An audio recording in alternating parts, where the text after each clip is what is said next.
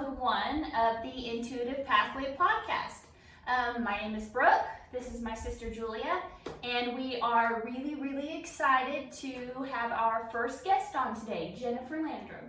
Hi, I'm so glad to be here. I'm so excited. I'm here. Thank you for joining us. And You're first. Our first one. We wanted to start off with a bang, so we asked her now. Yeah, she's super interesting, has Yeah. a lot going on, knows a lot about a lot of things. So Thank you. Yes, so you want to tell us or tell everyone a little bit about what you do, your background, what got you into this, the whole shebang. Wow. Okay. So, I have a bachelor's degree in biology. So my thoughts getting that degree was I was going to go into med school, and so I finished that and moved with some friends to Atlanta and started studying for the MCAT, and was working part-time for a chiropractor, and kind of started on this more holistic wellness journey that really got me to think, like, I really feel like my calling is more of a natural path than the medical route. And so I actually got introduced to a chiropractor who is also a clinical nutritionist, and he fixed in one session something that I had been struggling with for years. I used to get chronic UTIs. I was in my early mid-20s and just on antibiotics all the time, and just felt like I couldn't do like a lot of things. And I was like, if this is what it's like for me in my 20s, only like gets worse. Yeah, and it seemed like it would always be an emergency on the weekend when, you know, you wouldn't have like the ability to just like go in and get whatever you needed. And I just felt like every time I would be on around antibiotics, there would be like a whole other slew of problems the more and more I went down that road. So when I was introduced to this clinical nutritionist, he put me on a protocol, and I have never dealt with UTIs since. Like, I know how to handle it. Like, if I feel that starting to come on, like I have been able to manage that ever since. So that was such a big life-changing thing for me that I felt like that was something that I wanted to learn. So he told me the school that he went to. It's a master's program out of Bridgeport, Connecticut, that is a predominant school for like acupuncture, and I think they have a naturopath program there as well. And so the group that I went in was like the first year that they had made that clinical nutrition degree all on its own. It had before been like an add-on for like their acupuncturists and their naturopaths, but I got that all on its own. And being a clinical nutritionist, after a couple years, I got into kinesiology, which is muscle testing, because I felt like that really helped cut down a lot of the clinic that I used to work at. We did a lot of food allergy testing. We did a lot of other lab tests, and I just felt like the muscle testing for me was a little more accurate where that person was at right then, and it showed me like what products that person really responded well to. And so the system that I use is something that is designed specifically for nutrition. And so that kind of got me introduced to energy work, because can I ask you, because I was wondering that myself. My sister told me about you, and I went in muscle testing, had no idea what that was, and you started doing this thing, and I was like, this is not what I have ever seen, ever known. It's not, you don't go into the doctor, and it's just a totally different experience. But I did know it had something to do with energy. So can you, I know you have to tell a little bit more about what you do, but I'm personally curious, like what energy you're reading and so muscle testing is pretty basic. It's just works off of electromagnetic energy. So, you know, everything has an overall positive or negative charge. That's just chemistry. And so just like how, and there's actually some physics to it, but you know, just like how an electrical wire works, you have a positive, negative polarity or electrical charge that kind of comes together that pulls that through into a current. And the same thing really is what's happening in our nervous system. We have an impulse that comes from our brain, it runs down that nerve, and it's going to be a positive, negative charge that is going to pull that through. And so when I'm muscle testing, basically I'm adding something into the field that is either more positive or negative, and that's going to either impede or it's going to help conduct even stronger that charge. Okay. So it's really not like a voodoo thing. I've been doing it for so long that I know from your intake and the things that we go over what particular products I would like to try on you, and the muscle testing just tells me a yes or no. And the products being? So the products I use specifically professional line only products, and I really like a company that's been around for 90 years. I predominantly use Standard Process because they're an organic whole food company. But I'm open to using anything that's going to work for a person. The muscle testing system that I also use helps me to know if there's a weakness in your system. So there's certain points that I'm testing to see how's your endocrine system running, how's your stomach working, how's your sleep, that kind of thing. There's specific acupressure points that I'm checking there. And if they're weak, then I want to find something that's going to make them strong. Okay. And so you just, because when you press, and do you just feel what's going on in the body, or is it just you would feel the person's response? Yeah, so just like if we were creating a circuit, you're gonna have the electrical wire, the switch, you're gonna have the source of electricity like the battery, and maybe like a light bulb, right? And so what I'm doing is I'm just connecting that whole circuit. And so when I'm pressing on a point, that's telling me if the energy is going from the brain, which is that impulse, to the muscle, and making it through there without stopping. Okay. And if it's weak there, then there's something that's not allowing that to completely make a nice strong current all the way. And so the muscle is like the switch. So if there's not enough of that current to get to this, if I'm pushing here or whatever spot, then it's going to have a lot harder time resisting the pressure that I put there, versus if I hold something that really helps strengthen that current and allows that it's really a nerve impulse to move through that area. It's something that's helping it. Then you're going to be able to resist me a whole lot easier because that impulse is getting all the way through. And I know you said you use this, is it Standard Process? That's my predominant supplement company that I like. Well, whenever you gave them to me, of course, I looked it up, and it really is, I think, one of the #1 whole foods type supplements. And I had some really good results. I think, which one was it? OPC Synergy? Yeah. Was that? I think that was what it was. That's a really strong antioxidant. And they just do a good product. They're founding, I guess I call him the forefather of modern nutrition, but Royal Lee was a dentist, and there were several dentists in the 20s that did a lot of their nutrition research by looking at how food affected their clients' teeth. And so he did a lot of research actually on rat neurons under a microscope, and he looked at how different foods could affect what he was looking at. Okay.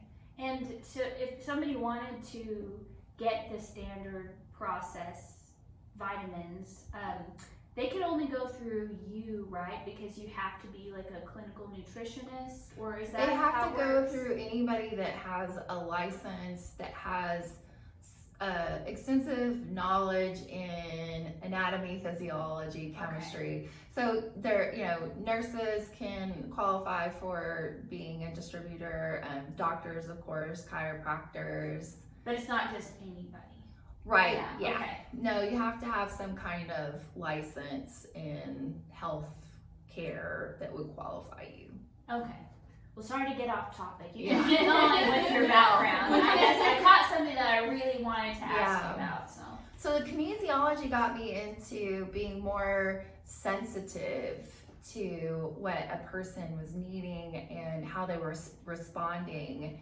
And then I became a yoga teacher, and I got into that because in my graduate degree, one of the final things I had to do was a paper on herbs, and we could choose any herb. We just had to look up the Linus Pauling little library on all the herbs and just do some research and just write a paper basically. And I got stuck into Ayurvedic herbs. Ooh, and that took me into this like wormhole. Yeah. Like I started looking, I think after my son had gone to bed, and it was probably like 8 o'clock at night. The next thing I knew, it was like 4 o'clock in the morning. Like it was just one of those things that I was just like, wow. And I ended up finding a class online that was going to teach more about it, and my school didn't offer anything about Ayurveda. So I was like, okay, I want to learn more about this. And I ended up doing the course, and the instructor was a Kundalini yoga teacher. And so he invited us to come out to California to do some of the class that we had been doing online, and he said, we're gonna have live music, organic vegetarian food, and we'll be doing yoga. And I was like, okay, that sounds awesome. Yeah. And I have been back, I think like 12 times now wow. since over a 10-year period. And that really got me into the yoga, and so I ended up going through the training for that, and then the yoga has just taken me in this direction where energy medicine has been more at the forefront of what I do. Just because I just meditate a lot, and I feel like when we look at somebody, we can't just look at them on a physical level. There's definitely an emotional, mental, and spiritual component to it. So I felt like going in that direction really helped me be able to look at the whole person and have a better, more, well-rounded picture of what was really going on with the person. Right. Can you, and I know you offer Kundalini yoga classes, can you explain kind of the difference between what we would think as like traditional yoga and then the Kundalini yoga? Because I went to you and I was like, okay, yoga. And then we did all these breathing things and I was like dying, Yeah, there's a lot of breathing, which is one of the reasons I love it. Yeah. And I also have a certification in Vinyasa. I love Vinyasa as well. And I had dabbled in yoga before I ever was introduced to Kundalini. But what makes it different is that, Patanjali has 8 different ways that he's named that we can get into yoga, which is really that space where we're union with self. And so that could be through mantra or meditation or through the asanas or whatever. So there's 8 different ways, and a lot of different yogas are going to do some kind of combination. Yeah. Kundalini is known for using all 8, and you can go through all 8 in one class. So for my experience, it tends to get me in that zone that I'm wanting to get into much more quickly. Yeah, because I noticed like when I've gone to your classes, like I leave and I just feel like open. It's the weirdest feeling, just like open. And it's weird how like I wouldn't have thought like all these breathing practices could do that, but yeah, it was really amazing. And if you look at the physical anatomy, the diaphragm is to so many nerves. Yeah. So there's there is an opening that happens in a deep relaxation of the nervous system that happens when you really focus on your diaphragm and opening the diaphragm up. Because a lot of us sit and we keep that. Well, I'm locked intentionally down. doing this so I can be in the camera. I'm not. But if you're sitting, especially at a computer or whatever all day long, a lot of times that lower lung is kind of, collapsed with that rib cage, and the diaphragm, unless you spend a lot of time really deep breathing, that diaphragm tends to get very stuck down to the rib cage, and so we can't really open up. And if you think about it, when you're breathing very shallow like this, that induces that fight or flight. Does expanding the diaphragm help stimulate the vagus nerve too? Or I've always been curious about that kind of stuff. They're all connected. You have the sympathetic, parasympathetic nervous system, and then the vagus nerve is really the tone of the overall nervous system. So if you are, in fight or flight a whole lot, the tone of that vagus nerve is going to be kind of just like a muscle. If you're working out at the gym, then it's going to be able to help you move from one of that fight or flight to that relaxation at any given time. But if you're stuck in one mode or the other, that vagus nerve loses its tone, and so your ability to really navigate shifting from one to the other, you are not able to do that as easily.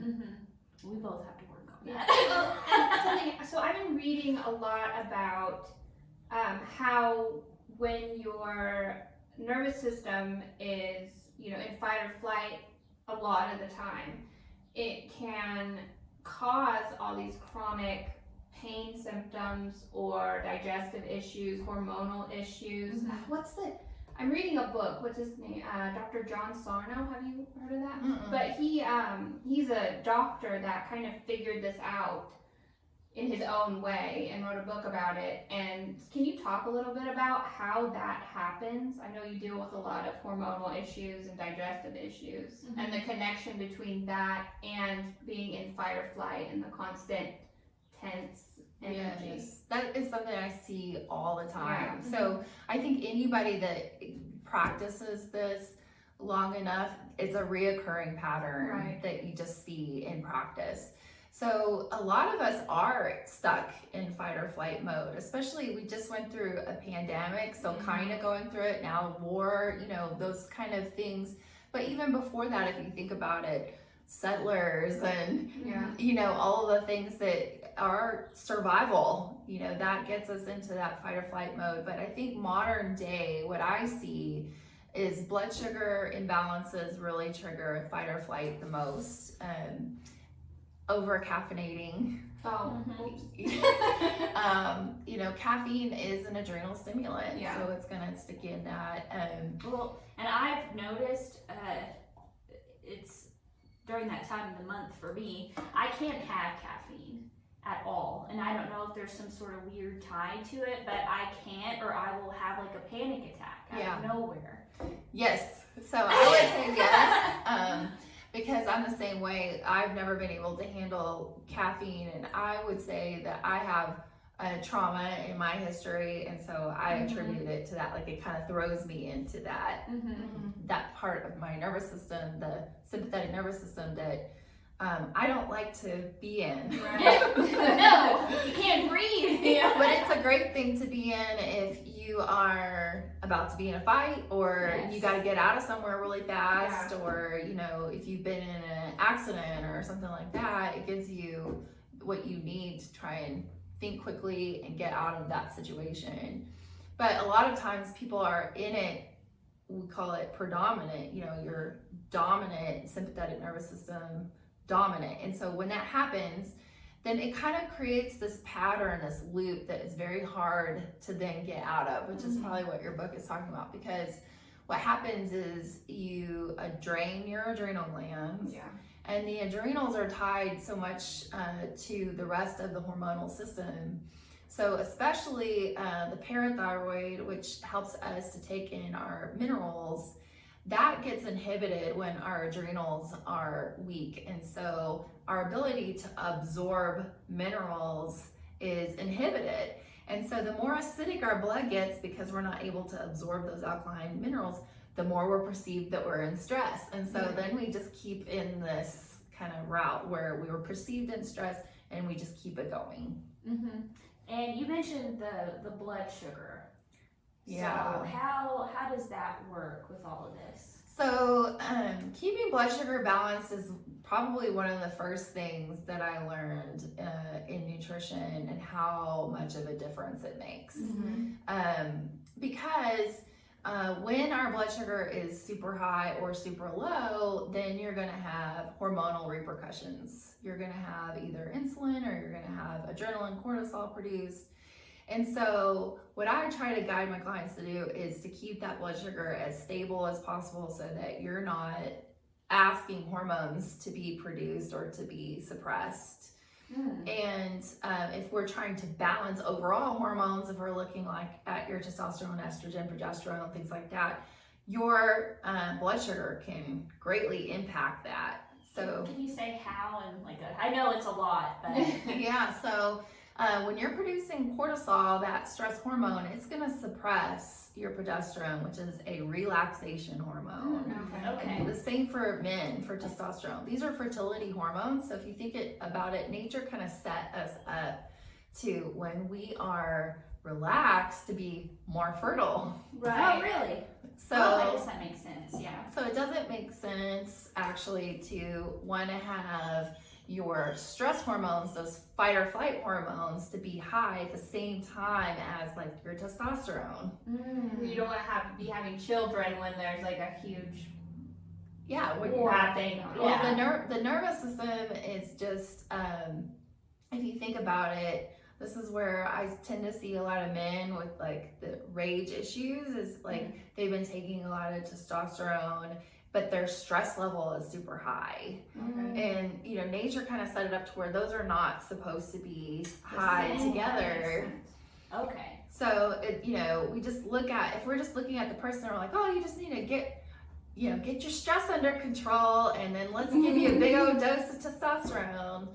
To me, that's just not really fixing the problem. It's kind of going a step above the human body and what it's trying to do naturally. Yeah, and it's an approach, and it's going to get you out of some of those really, symptoms that everybody doesn't want. But it's going to be something, from my perspective, something that's not actually addressing maybe diet and lifestyle things that were contributing to that.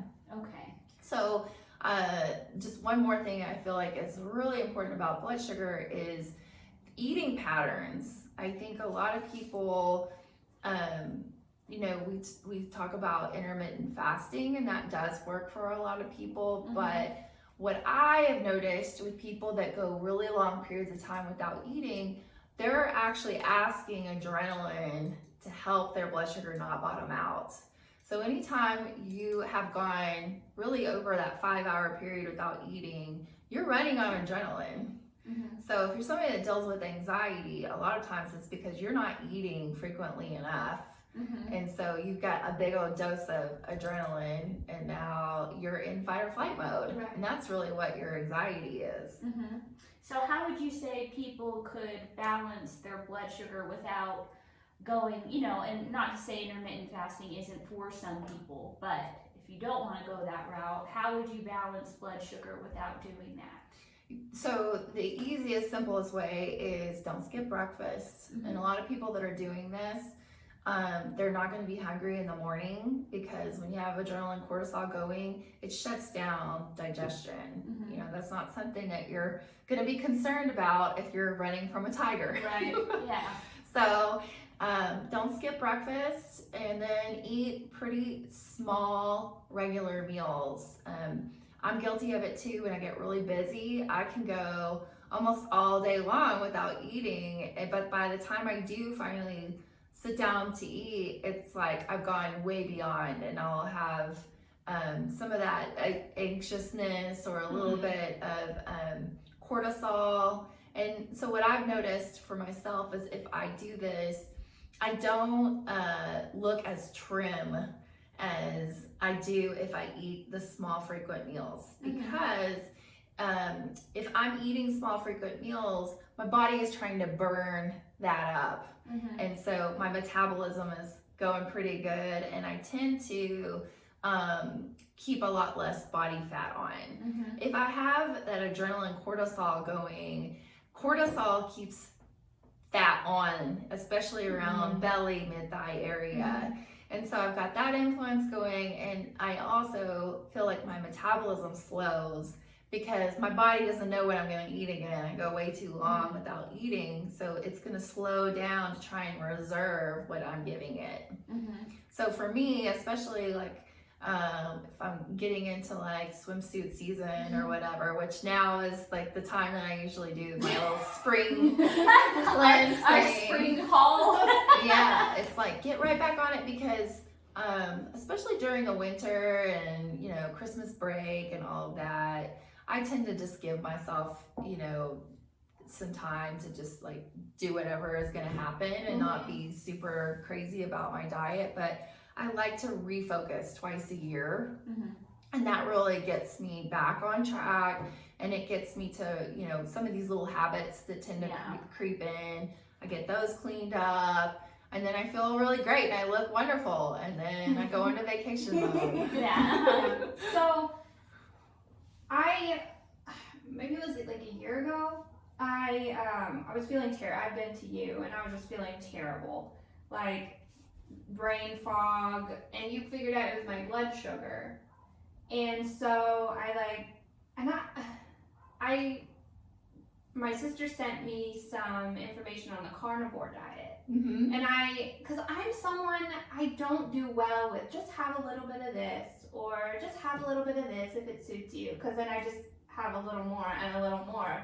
Like my brain it's not for everyone, but I do personally need an all or nothing type approach, because then I'm like, okay, this is what I can have, this is what I can't. There's no nibbling, here and there that leads to binging, And so I did do the Carnivore Diet all last summer. Cool. And it helped so much. And I know it's kind of a controversial diet. Very controversial. Yeah, and it's not for everyone, but I think it did help regulate my blood sugar very quickly, and I felt better than I had in a really long time. Awesome. Can you speak to maybe some people who... So the Carnivore Diet is going to be protein predominant. Yeah. And, protein and fat are going to keep that blood sugar pretty stable. It's carbohydrates that are going to influence the blood sugar, the most easily. And so, keto, Atkins, Carnivore Diet, all of those are going to help people keep that blood sugar really stable. But long term, keeping that up, from my perspective, it can be really hard, especially on the kidneys. And it's, what I've seen, especially like with, I don't know Carnivore Diet very well, but what I've seen with like Atkins and keto is that there's a lot of acidity that's produced from eating that way. And you cut out a lot of like fiber and, foods that are going to have a lot of your nutrients, because the vegetables and things like that are going to have most of that. But what I've also seen with keto, especially, is that people, tend to take some of these things and they go real extreme. And so it's like, it's a bacon and cheese casserole that's just like basically cheese and bacon, and it's keto, and that's not, to me, healthy living. Right. Well, to speak to that, to graduate for my nutrition, I did a paper on do low carbohydrate diets help with the treatment and prevention of cancer? Because I just wanted to know. Yeah. And as it turned out, like you just mentioned, yes, they can, not all the time. This is not, do not take this as medical advice.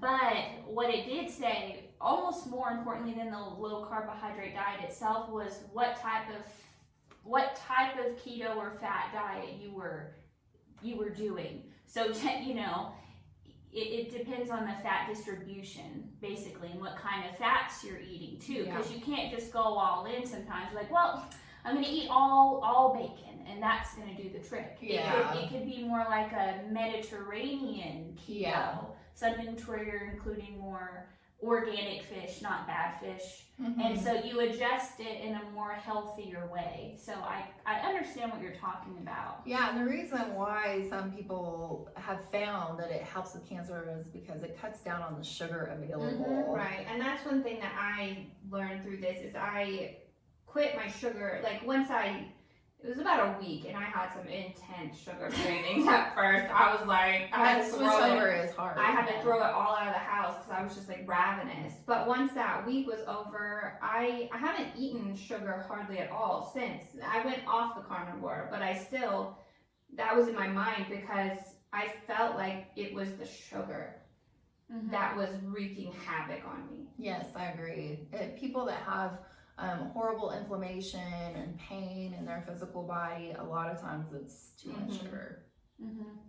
And what you know, it's hard to know for sure anymore because all the conflicting evidence. You know, you can pull whatever evidence you want and bring it to the case, you know, but if other evidence isn't being looked at, well, who's doing the research? Yes. Who's paying for the research? Exactly. So in your opinion, what kinds of carbs are good carbs? High fiber Okay. carbs, so low glycemic index Yes. carbs. They're going to be carbs that take a long time to burn through. So the higher the fiber, the longer that sugar takes to be released into the blood. So it's not going to be giving you all of it at once. Yes. So, you know, if we look at a lot of vegetables and they're going to have fiber, or if we look at some of like beans or quinoa or things like that, they're going to have fiber. So they're carbs, but they're going to be carbs that are going to take a lot longer to burn. And so to me, that helps kind of keep that blood sugar still stable without giving it all of its fuel at one time. Okay. So basically just keep it on the low glycemic index. But people don't know what you mean when you say that. That's why I made a post about it the other day. I was like, this is how you use the glycemic index because I feel like if people just knew. And I spent a lot of years teaching people the glycemic index and I gave up. I just said, eat foods that have lots of fiber. Yeah. Because I thought a lot of people got that more than, I was like, if it's liquid, I don't know. It depends on what you've liquefied. So like a shake that's got a bunch of like vegetables in it, that's liquid. But if you're just like straight juicing, you know, that was a fad there for a while. If you're just straight juicing like fruit juices and you're taking all the fiber out, then that's just like a shot of sugar to your bloodstream. And people are like, I've been juicing and I'm not losing weight. And I'm like, it's because you're running off of pure glycogen. It's all sugar. Which if you don't use it, then it goes to fat. I used to tell you. Yeah. But yeah, that's a good point that, you know, sometimes we think we know the answers, but it's conflicted with something else, and then you're doing something that's the complete opposite of what you wanted. So how would you say people could know the truth about what to do and what's good for them? Well, you can be your own experiment. That one will tell you. But That's what I did. yeah. And then I guess the other thing is stay away from packaged foods. And, you know, it really takes lifestyle changes. So if you're looking for a quick fix, then from my perspective, it's not going to work long term because you haven't changed the foundational things that got you there in the first place. So one of the things I'm mentioning is like, all right, if you want to lose weight, then my suggestion would be let's learn how to food prep. That's going to be something that is going to be a foundational lifestyle change that will help you maintain this weight loss over a long period of time versus let me go pick up a couple Weight Watcher meals and do a calorie deficit for a while. Yeah. And then it's not sustainable. Yeah, and that was really hard for me when I was doing carnivore is like having to cook every meal. It was like a total shift in my whole life. But once you do it for a while, it works and you get used to it. And you know what's in your food. Yeah. I mean, a lot of times. Oh, yes, I was going to ask you, what's your opinion on organic versus not organic? Because there's people out there that say there's no difference, and I would like to hear from you what you think. So there's a report that gets put out every year. I call it the Dirty Dozen, and that will show you contamination levels, which ones are the highest. But you know, most of the time, if it's a fruit or vegetable that has a peel or a skin that you can remove, that's not going to be much different than a product that was not made organic or, you know, deemed organic. One of the things that is also interesting, I think a lot of people don't know, is several products that are labeled organic can be labeled that because they were not sprayed throughout their growing process, but they could still be sprayed with the ripening agent, glyphosate, right before harvest. Oh, okay. So it doesn't mean if you say organic, this might not be true for everything, but some of those products might still be sprayed just right before harvest because it helps them like ripen when they're trying. Is there a way to know if they are? You can look it up. A lot of times online you can look it up, but for me, I just look at that Dirty Dozen list, and if there are things on that Dirty Dozen that I eat a lot, those are the things I'm going to buy organic. If there are things that are not on that Dirty Dozen list, I don't worry about the organic because from what I've seen is there is a higher turnover rate in grocery stores of the products that are not organic.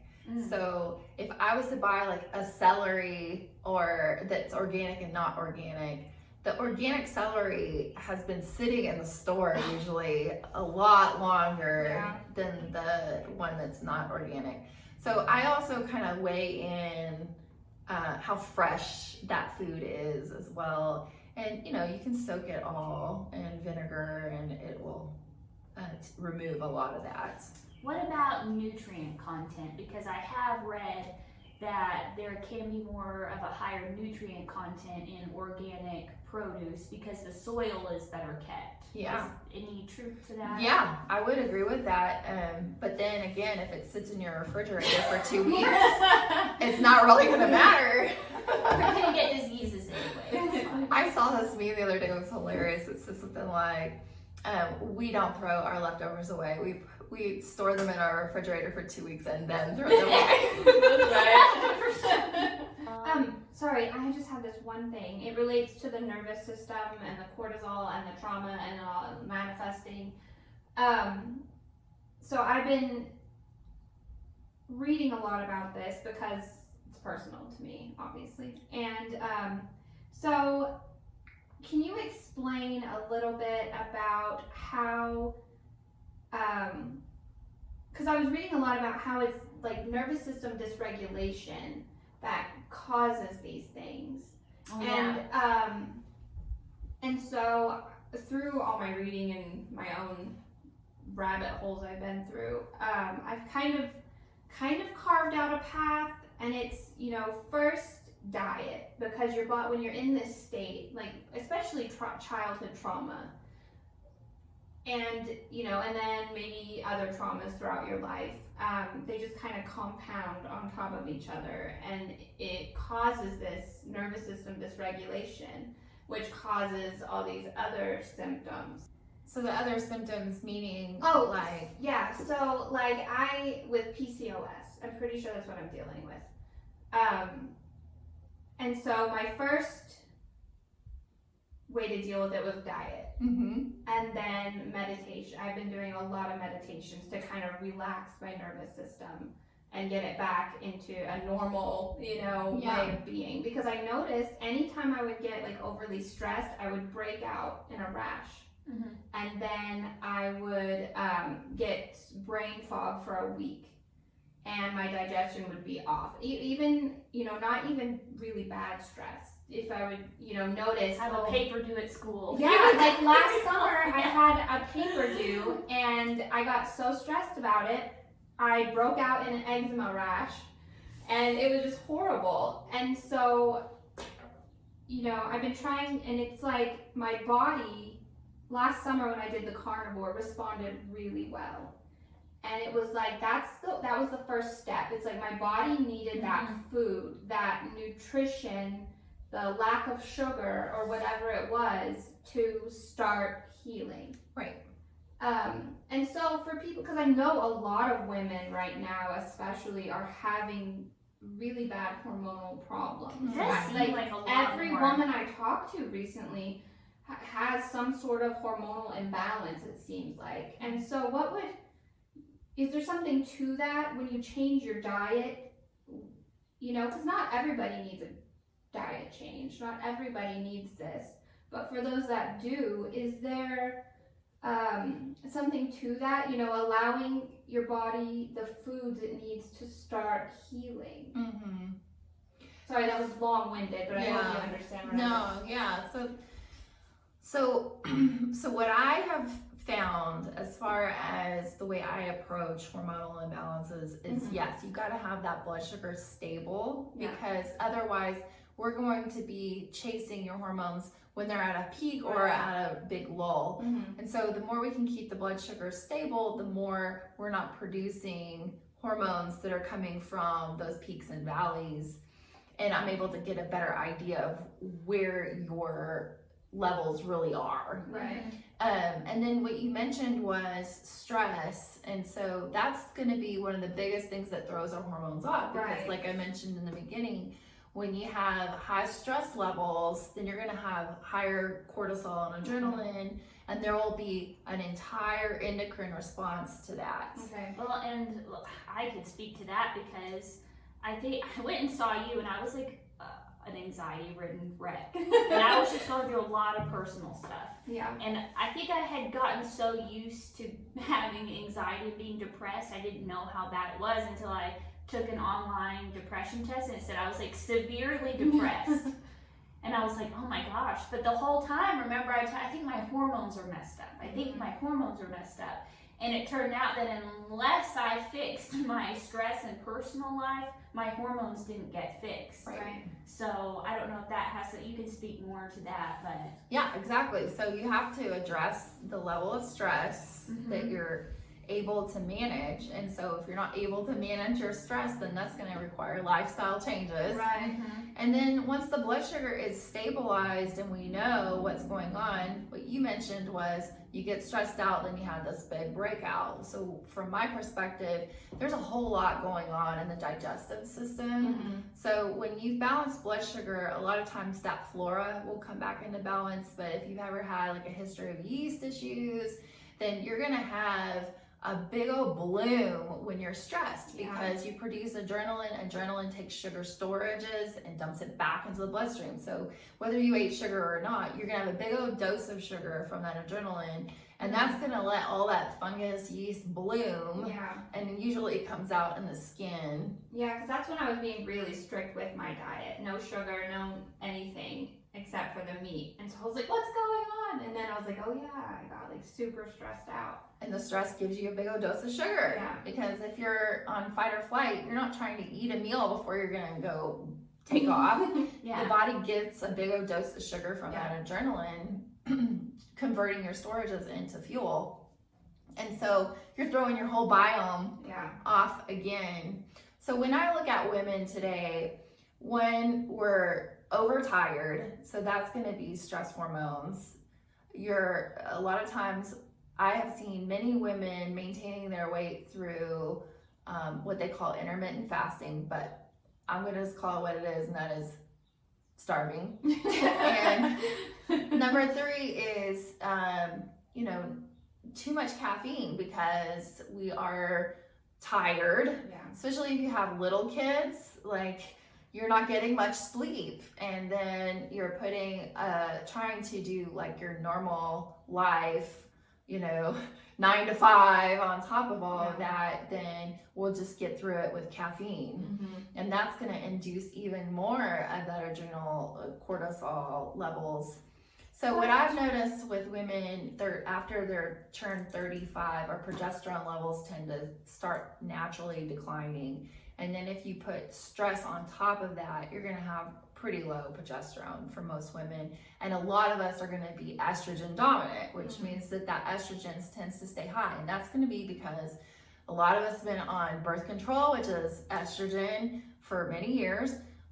Or there is so much estrogen in all of the things that we eat, or any kind of plastic water bottles, any kind of plastic packaging, all of that, we get estrogen in our food. And I see it in men as well. There's a lot of estrogen that men are ingesting or getting through environmental reasons. My doctor told me that the other day. And then a lot of people do not eat vegetables, which is one of the things that I preach all the time.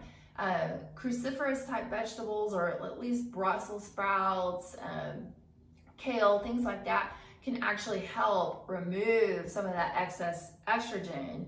Okay. So a lot of boys that I work with, I get more and more teenage boys that have estrogen type characteristics, and they're having a delayed puberty. And one of the things I tell them is like, you gotta eat vegetables. Like, this will actually help pull that estrogen out of their system. Okay, that's interesting. I did not know that. So just gonna try to move on to something else because we got a lot to cover. One, you do a lot of things. I never got to finish all of it. I know. We've been doing all of these like side tangents. I know. Because I wanted to talk about quantum biofeedback. That's what I was gonna try to ask. I was like, we gotta get to that. Okay, so tell us about that. So quantum biofeedback is something that a friend of mine and past co-worker did for almost 20 years. Her name was Larissa Kluskins or Henderson, and I had the privilege of working with her for many years, and she did this. It's called quantum biofeedback. It's a machine that can actually assess all kinds of things, hormone levels, blood sugar, what's going on there. It reads frequencies, so we can look at those frequencies however we want to. But unfortunately, she passed away October of 2020, and so I felt like that was just super sad to just not have that modality anymore, because she had built up a really awesome business and really used that. And so it was my honor to be able to kind of pick that up and add that and incorporate it into my business. And I feel like it's really helped, a lot of the things that I was able to find muscle testing, people can see on a screen. So I think takes a lot of the things that I had a harder time explaining, and give them something a little more tangible. Okay. And so how does that, it's a machine? Yeah, it's a machine. It comes with sensors. So there's wrist, ankle, and a forehead sensor. And it does like a 3.5 minute scan. And its database has 18,000 frequencies. So it takes that and basically is scanning you and comparing what frequencies you're showing up with that are the furthest out of balance according to its database. Okay. So it's kind of, I guess the best way I can describe it is it's kind of taking your frequency pattern and it's comparing it to kind of its normal foundational pattern and showing me what patterns are off. Oh, okay. So it does also like a risk assessment. So it tells me which systems in your body are the furthest out of balance. So that could be like your pH or your bones or your immune system or your hormones. Yeah, it'll make it the most healthy person even so look out of balance. But it gives me, it has a whole standard process program in there. So it gives me standard process ideas. It gives me Bach flower remedies, homeopathics. And what's been your experience with that versus just the muscle testing? It cuts down on the time. Okay. Because all of the suggestions that it makes, if I'm looking at a specific thing for you, then I cross-reference with standard process or a cross reference that particular issue with anything that we want to try. And then I make a pile basically of all of the things that the machine, all of the things that the machine is recommending, and then I muscle test from that group. Oh, Okay, so it's like when you go in, so if I came to see you for these issues, you would do the muscle testing and the biofeedback. Yeah, in the so I same do the session? biofeedback as the assessment, all of the things that the biofeedback recommends, then I use to do the muscle test to get the specific protocol, because it's going to still recommend several different things, and I like to just hone in on the least amount possible that's really going to do the trick for you. Okay. And one of the main things that you helped me with, I don't know what it was called, but it was like in your upstairs, it was like a meditation thing. Like the energy clearing? Is that it? It's the energy You clearing? still do that too? Yep, I still do those. So now I just incorporate the biofeedback into that. Oh, so cool. I have. We need to do it. I know. I swear, an appointment. I took me and Julia, like, that was like 10 years of therapy in 2 hours. That is the most common comment that I get about Do it, the everyone. energy. Yeah. Do this clearing thing. It was amazing. I actually had a guy, his wife had been coming to see me, and they lived in Dallas, and his wife finally talked him into coming to me, and that was the first thing that he said. He was like, I feel like you did more for me in one session than I've gotten in 8 years of That's therapy. what got me on the right trajectory, honestly, because I kept thinking, I ate pretty decently, with the field I'm in. I was doing everything that I could, but I was like, something is just not right. And then as soon as I did that, and I had like all these answers, I could just go, and it helped me so much. So, and nothing against therapy, because I feel like it definitely has its place. I love counseling. I love,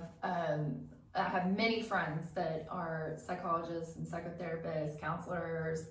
But I feel like what I do can really help work with somebody that is going through counseling, because instead of, Which we were. instead of helping you, All the things. it's not a replacement, but it will help you get to the very deep roots. Yeah, and that's how I felt when I went. It like just stuck right into my soul and like pulled out all the things. I read the list like 10 times. I was like, God damn, that's a lot. It's a lot of stuff I needed to learn about 15 years ago. So really what the energy clearing is it's really looking at your subconscious beliefs that are being played out through everything that you do. And so, it's a program. A lot of times we get these programs from relationships or marriages or our childhood or whatever. And then what we're trying to do in our life now is conflicting with that particular belief that we took on years and years ago. I was like, Wow. wow. You called me after yours and you were like, what is this? I was like, I didn't even know I had all these things, but damn it, if they're not all true. Right? Like, and when somebody brings it to your awareness and you're like, yeah, I do believe that, but that doesn't make sense for me now. yeah. That's not something that works for me anymore. And sometimes it's because you were 6 years old when you formed that particular belief. Right. And now when you try to apply it and you're 40, it's like, oh, I don't look at the world that way anymore. Yeah. But I do still believe that. Let me just let that go. That's not how I want to continue to believe. I want to open myself up to other options now. Yeah, that helped me a lot. That's pretty cool. Is there anything else? You have so much. I know, we could talk for like 4 hours on all this So stuff. you have like Reiki, you haven't talked about, you have different programs coming up. I know I looked on your website, you work with corporations. Just go all in with what you...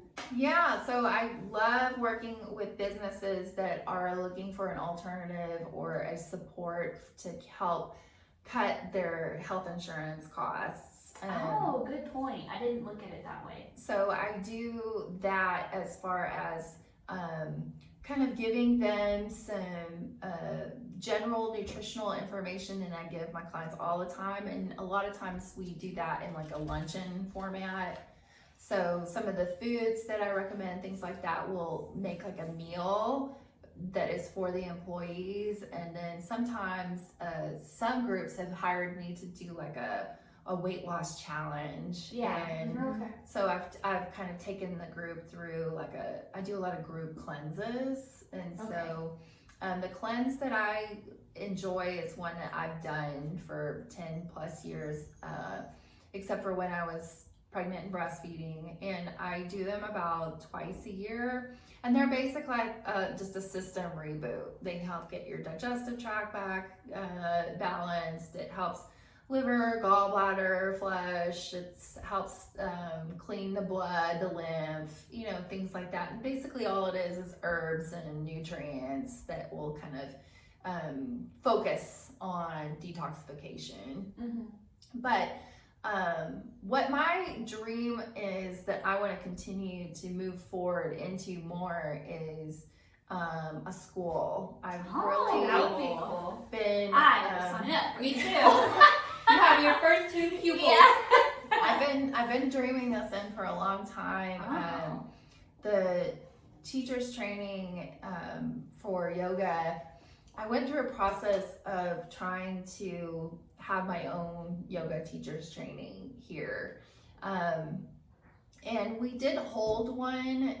I had to hire lead trainers, which were my teachers out of Santa Fe, because I didn't quite qualify to be the lead yet.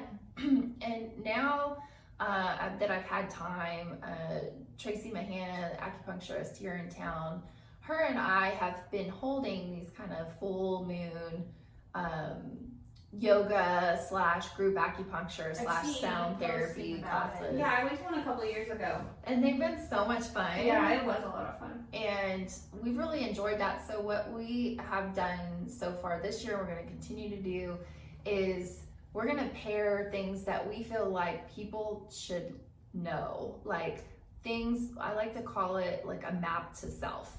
Things that are going to help you master yourself. And we've taken those topics and we've paired them with that format that is got the acupuncture, sound therapy, and yoga.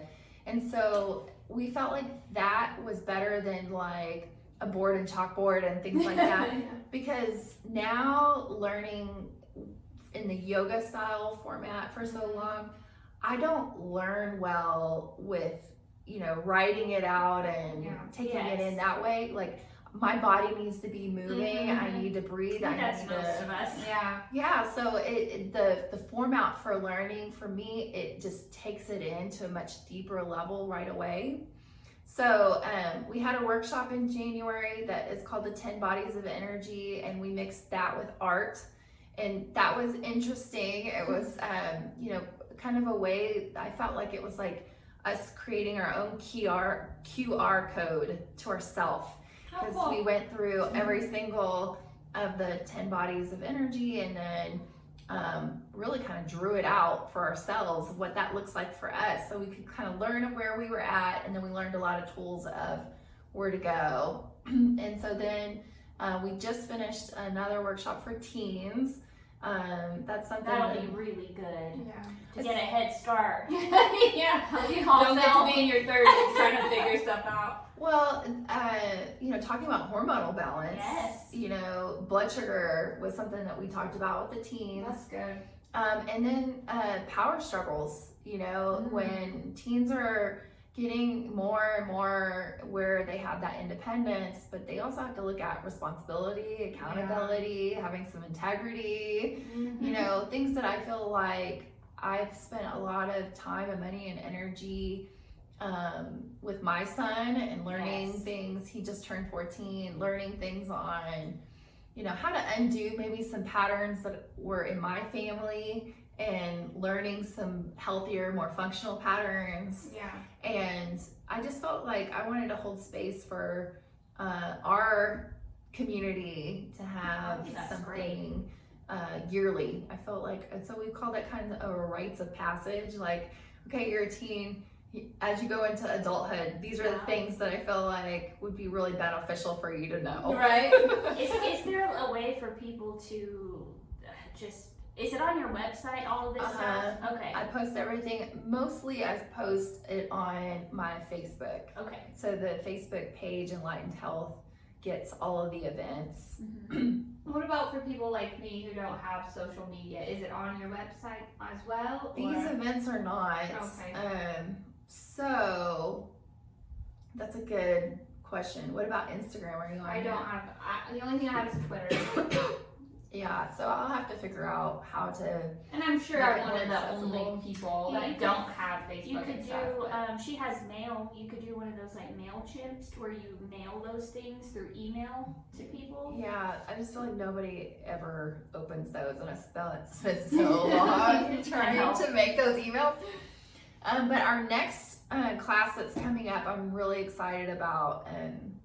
It's going to be paired with Lori Higgins Curley, who's a yoga teacher as well. Her and I went through the yoga training together almost 10 years ago, and she is an equine therapist, and she runs Duck Creek Ranch, which is an equine rescue or horse rescue.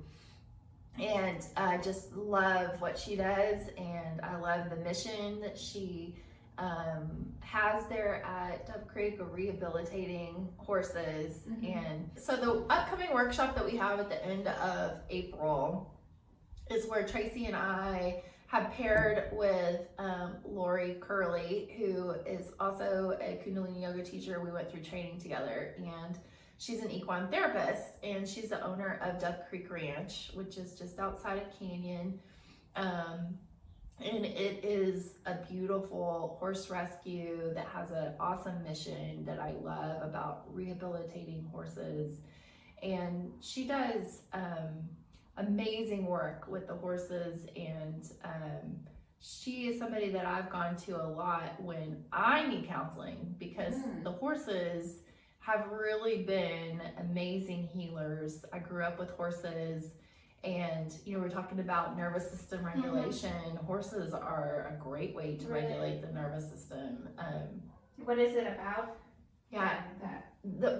So their auric field is so big, Okay. and they've got 4 feet on the ground, so they're very grounded. And Makes sense. if you're around somebody calm, you notice that it helps to regulate your nervous system. And that's something we talked about with the teens as well, is if your nervous system is unable to regulate, sit down and either pet your dog or hold somebody's hands and breathe, and that helps you to co-regulate. Okay. And so I never thought about that. So horses do that very easily. And it's so strange you say that, because I can't tell you how many kids, us included, just went crazy over horses when we were younger, and there was something about it, and I just never really put 2 and 2 together.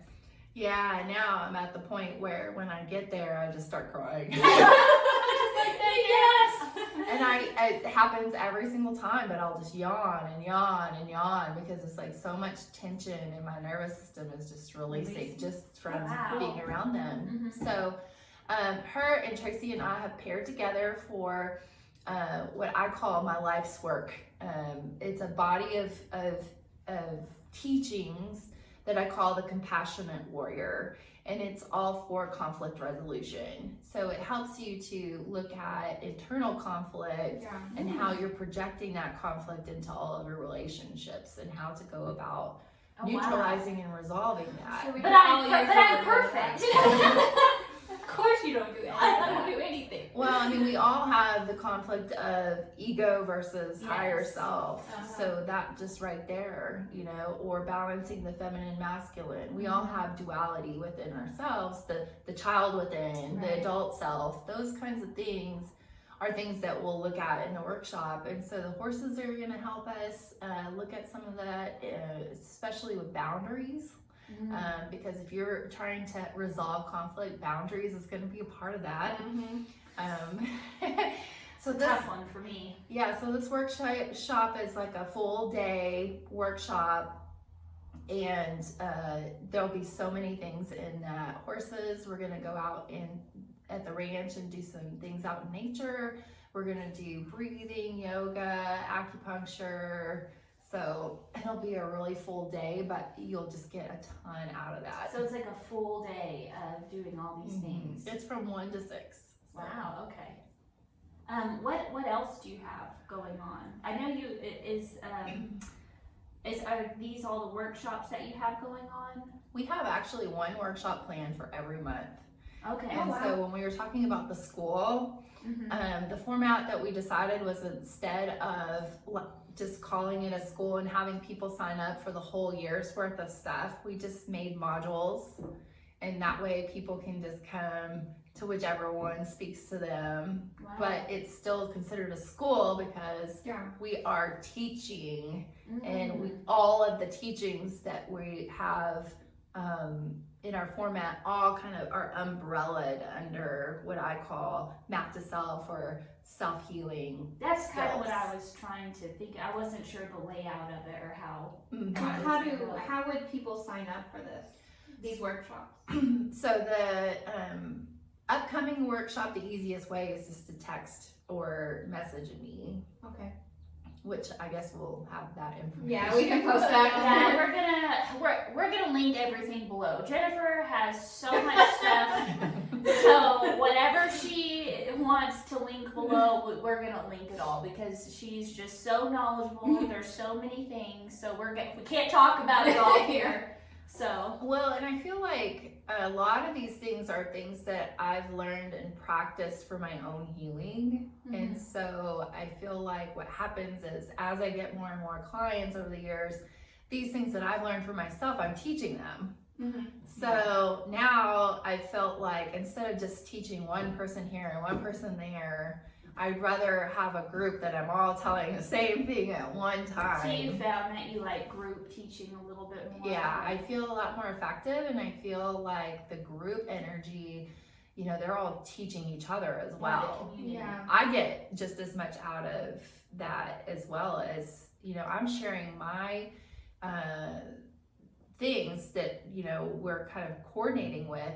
But their experiences and the way that they are bringing their questions or the examples that they bring, they're all very healing for me as well, because I'm able to see where I've come from, where I'm at now, and I'm able to kind of give like a lot of different, I guess, options. Where before, when it was me learning this stuff, I was just like, reading these books, you know, or learning from, I did a lot of apprenticeships, or if I found somebody that had something that I really wanted, I would pay them and do session after session after session until I was able to do it on my own. And so I feel like taking all of that and packaging it together in a way that I can facilitate something for someone, I feel like the whole group kind of feeds off each other, and they're able to kind of really gain a benefit as a group that I can't just get with a one-on-one. Yes, especially because one-on-one people are dealing with their own problems, and it's like it's a little more serious, you know. Or like when you're in a group and somebody else has a problem that's way worse than yours, it kind of puts it in perspective. Yeah, you're like, oh. You know? Those kinds of things really do help a lot. I feel like, you know, the group energy just has this container that it forms. And so, and a lot of these things, some of the people that I've met in these things are people that I want in my life forever now. You know, it's a really wonderful thing to meet people during these types of workshops because you go really deep. They're very intimate. You know, you reveal things with these people that you probably won't reveal with just anybody. But there's a really nice, safe space that's created for you to go there, you know, and a lot of times I feel like that is not the case when I'm in one-on-one, you know, because it's more like how much can we accomplish in this hour that we're together. Yeah, that's true. So if there's one thing you want to leave our viewers with, what would that be? I mean, we could talk to you for 6 hours, but you have things to do. Yeah, I don't know what would be the one thing I would leave. I guess I guess one of the things that's coming to mind is the clients that I like to work with are people that are ready to make the change. Yeah. A lot of times before people are ready to try what I have to offer, they've gone everywhere else. You know, it's true. They've gone the medical route, which there's nothing wrong with the medical route. It's just that sometimes you don't get the answers that you're looking for, and then there's a lot of hopelessness that comes with that. And so I really enjoy working with people that are, I hate to say it, but are feeling hopeless, and they're just ready to try anything, and they're ready to make the changes, because the tools that I offer, if you actually do them, are going to make some big changes. Yeah. But it's a very mind, body, spirit approach. Everything encompassing, all together, working together, which is what I love. But the clients that come to me that are, you know, they're just wanting to lose weight, or, you know, their goal is more of a superficial goal, is what those are really clients that I feel like I don't spend as much time with, just because they're not really ready. From my perspective, they're just not ready for you. Yeah. So I don't know what to leave y'all with, except I don't know. Well, that's okay. You've given us a lot. Yeah. Thank you. I really appreciate y'all. Yes. Thank you for coming. This is a good first episode. I hope you can get some stuff out of it. Oh, for sure. I already learned a lot. A lot of rambling. I mean, I know all the times I've been to you, I've gotten an immense amount of knowledge that has helped me. Because I'm one of those, like, I go and I try things. I'm like, oh, maybe this will work, you know? And then I go and do my own thing for a while, and I'm like, well, that was better. Let's go back. You know? Yeah. And then I fall off the face of the earth for a while doing my own thing, and then I'm like, oh, hey, remember me?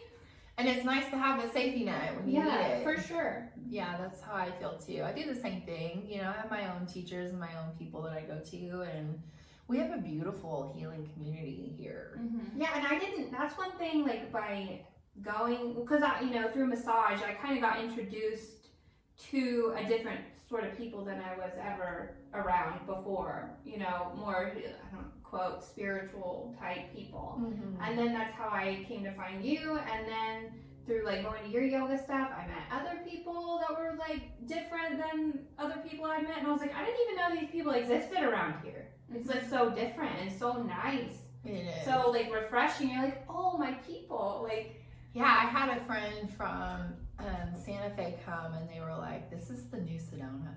And I love that. We are the new Sedona. Right? I love Because, Sedona. you know, when you think of Sedona, you think of, like, a healing place. Yeah, we went last summer. It was so nice there. And it is very similar to the canyon, you know, the environment, you know, it's got the red walls and things like that. And so when he said New Sedona, I'm like, you know, there's a lot of talent here. There's a lot of people that really can help. And we're getting more open to it. Yeah. You know, I feel like, well, that's the other thing that I didn't mention is the yoga festival. Yes, I saw you posting that stuff. There's so many things. So the yoga festival, this will be our 6th annual yoga festival. We skipped the year 2020, so we started in 2015, and all of the money that we raise from that, it goes to Amarillo Housing First, which helps our city's homeless. Oh, wow. And I got into that because I was really passionate about teaching yoga, and I really wanted to teach like on like the circuit of teachers that go like on tour around the world. And I just kept dreaming that in for a while, and I was like, I was gonna create my own. Yeah. And then I called to reserve a place, and they were like, well, what can we say that the proceeds for this is gonna go under? And I hadn't even thought that far ahead. So then I called Amarillo Housing First, and I was like, would y'all be interested in this? And they're like, yeah. So, Wow, cool. and so it's really become an annual fundraiser for them now. But I love it because it brings all the different types of yoga around Amarillo and the surrounding areas together. And since we started that to now, there's so many more yoga teachers and yoga studios and of course online now. There's so many different options, and I just love it. I love that yoga is becoming more and more seen, and it's more mainstream. Yeah, you're doing like a rooftop yoga, or is it something like that? I have to say thank you so much, Six Carb Hub, for hosting. They have been our host. This will be the 3rd year, and the layout for us to do, it works so well there. I hope they think so too. But we have the yoga on the roof. Yeah, I saw. I was like, how cool. And then downstairs in the patio outside, we have vendors. So there's vendors. It really started when Amarillo Community Market started. A lot of the vendors from there, and now that's, since the market's been going for a while, now that's kind of blossomed on its own into lots of different things. And so we have awesome vendors, and they are the ones who help us raise the money. So they pay a fee to sign up, but then all the people that come, they can get some really good food while they're there. We have live music. So we've had a couple artists that have been with us every time, and they play live music. You can shop local crafts and stuff and do some yoga. There's yoga classes happening every half hour with different teachers from all different studios. That's cool. Yeah, I think I sent it to you. I was Yeah. like, It's a really fun day. yeah, it's just a cool day. And one of the things that I remember is like being like, there's nothing to do in Amarillo. And now I'm like, we have all these We have cool so things. many things now. But we just need people to go do them Yeah. so we can continue to have them. I know, I send it to Julie, then we'll both sit at home. How cool would this be? And then we'll text each other, well, I'm not doing anything. I know. Well, that's the other thing that's been really cool about doing it at Six Carb Hub is because people, if they have their kids and stuff like Yes, that. yeah. Well, and That's that's the the thing thing. is like when you have small kids like we do, it's like, oh, well, I'm gonna go to yoga, but my kid doesn't want me to leave the house, so Yeah. never mind. Right. But yeah, so it is a place you can bring kids. Yeah. Cool. It's just a really nice setup. Last year we did it a little later in the afternoon. We decided to do it a little earlier this time because the roof was super hot. Oh, yeah. And Yeah. by the time I taught at the very end, by the time I taught, my feet were on fire walking up there. But so we're doing it a little earlier. We're doing it 11 to 2 this time. So it should be nice up there. Yeah. Mm-hmm. Yeah, that sounds really fun. Well, I'm sure you have to get going. What time is it? Yeah. We can we need to talk go. all day. Oh yes, It's 12:04. So, we'll link all Jennifer's information into the video. So Okay. yes, thank you for joining Thanks us. so Thank you much. for So being much. our I number one. appreciate you guys so much. Started off with a bang. yeah. So, all right, guys, thank you for tuning in to the Intuitive Pathway podcast, and we'll be linking everything about Jennifer below. If you want, you can visit her Facebook. It's Enlightened Health, right? And then her website is Enlightened Health Center. Okay. Thank you. All right. Thank you. Bye. Bye.